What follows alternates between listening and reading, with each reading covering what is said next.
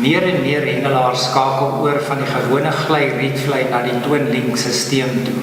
Aanvanklik was die Twin Links vervaardig met die uitsluitlike doel tot persoonlike voorkeur van kleur. Baie van die ouens het gevoel, as hy vir Noord-Transvaal of vir Gauteng Noord hengel, wil hy 'n blou hengel, of as hy vir Sentraal Gauteng hengel, moet dit 'n burgundy wees.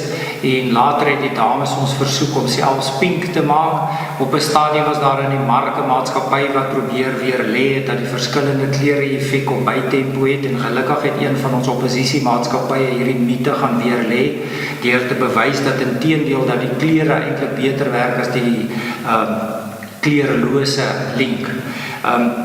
En nou het dit so ver gevorder dat die hengelaars begin nou die links gebruik om die stroppe te identifiseer. Sekere kleure dui sekere lengte stroppe aan en sekere kleure wat dui sekere hoekgrootte stroppe aan.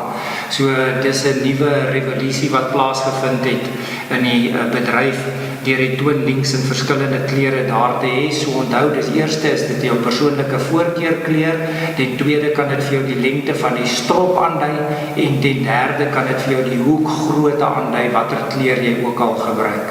Wat die Twin Link so uniek maak is dat jy nie meer nodig het om vir elke gewig 'n strop te maak nie. Wanneer jy die rietvlei strop vervaardig, plaas jy net die link oor die skaglyn, en dit verleen jou nou die geleentheid om gebruik te maak van verskillende gewigte bo-oor die link, afhangende van die omstandighede waaronder jy hengel. So dit maak net vir hengel soveel makliker.